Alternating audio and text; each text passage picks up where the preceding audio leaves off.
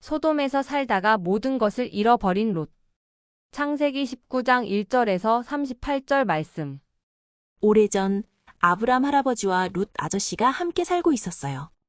그런데 양과 소가 너무 많아져서 더 이상 함께 살 수가 없게 되었어요.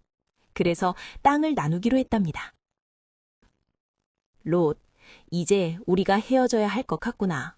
네가 먼저 가고 싶은 땅을 골라보렴. 롯 아저씨는 사방을 둘러봤어요. 그때 눈에 들어온 땅이 있었어요. 초록빛 풀이 가득하고 물도 많고 정말 아름다운 곳이었어요. 바로 소돔이라는 도시 근처였죠. 저기요, 저 땅으로 갈래요. 저기가 제일 좋아 보여요. 롯 아저씨는 하나님께 물어보지 않았어요. 그냥 자기 눈에 좋아 보이는 곳에 선택했어요.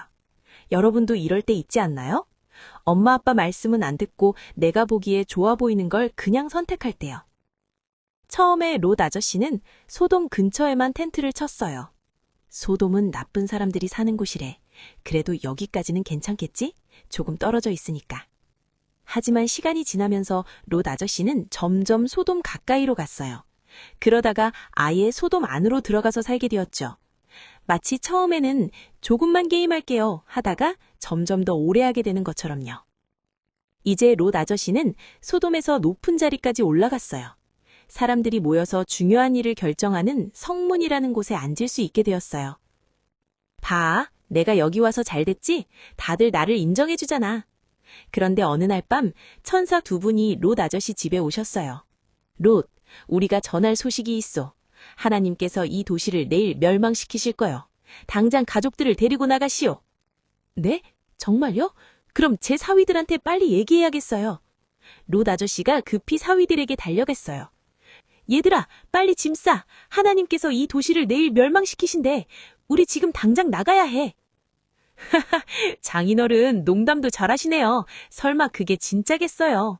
농담이 아니야. 정말이라니까.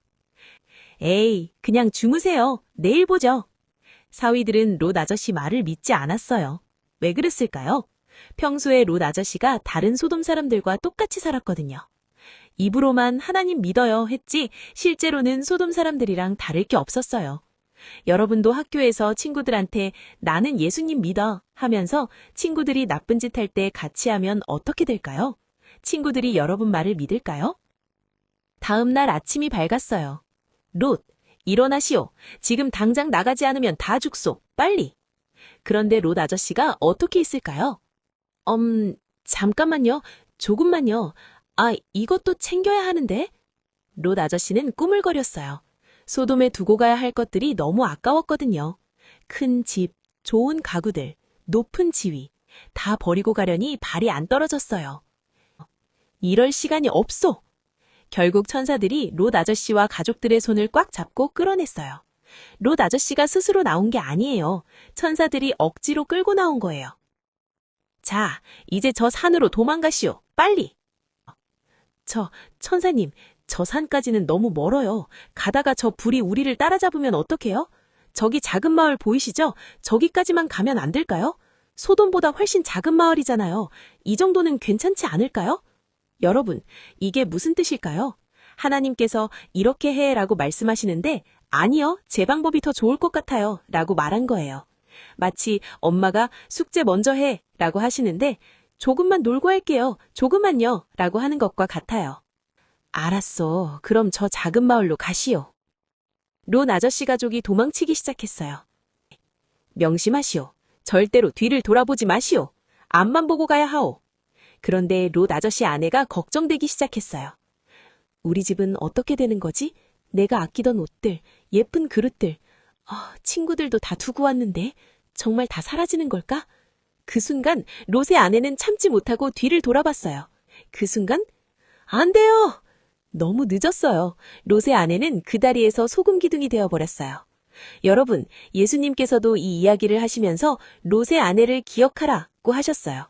우리가 예수님을 따라가기로 했으면 세상을 계속 돌아보면 안 된다고 하셨어요. 롯 아저씨는 자기가 고집해서 얻어낸 작은 마을에 도착했어요. 그런데 얼마 안 가서 여기도 안전하지 않아. 무서워. 결국 산으로 가야겠어. 결국 롯 아저씨는 산으로 올라가야 했어요. 처음부터 하나님 말씀대로 산으로 갔으면 좋았을 텐데 자기 고집을 부리다가 더 힘든 방법으로 산에 가게 되었어요. 거기서 동굴에 살아야 했답니다. 자, 친구들, 롯 아저씨 이야기를 들으니까 어때요? 롯 아저씨는 하나님을 믿는 사람이었어요. 하지만 3가지 큰 실수를 했어요. 첫째, 눈으로만 보고 선택했어요. 하나님께 물어보지 않았어요. 둘째, 이 정도는 괜찮겠지 하면서 조금씩 나쁜 곳에 가까이 갔어요. 셋째, 하나님께서 이렇게 해 하셨는데 제 방법이 더 좋을 것 같아요 하고 고집 부렸어요. 그 결과는 어땠나요? 아무도 롯 아저씨 말을 믿지 않았어요. 아내는 세상이 아까워서 뒤를 돌아보다가 죽었어요. 모든 걸 잃어버렸어요. 그런데 아브라함 할아버지를 볼까요? 아브라함 할아버지는 눈에 안 좋아 보이는 땅을 받았어요.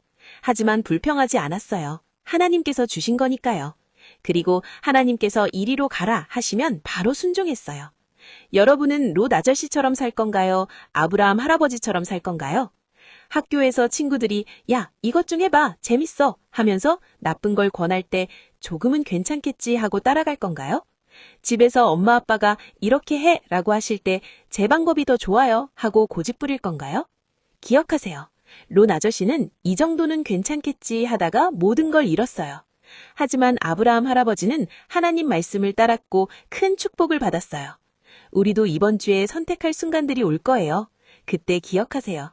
내 눈에 좋아 보이는 것이 아니라 하나님께서 좋다고 하시는 것을 선택하세요. 조금은 괜찮겠지가 아니라 하나님 말씀대로를 선택하세요. 그럴 때 우리는 롯 아저씨처럼 모든 걸 잃는 게 아니라 아브라함 할아버지처럼 하나님의 큰 축복을 받게 될 거예요.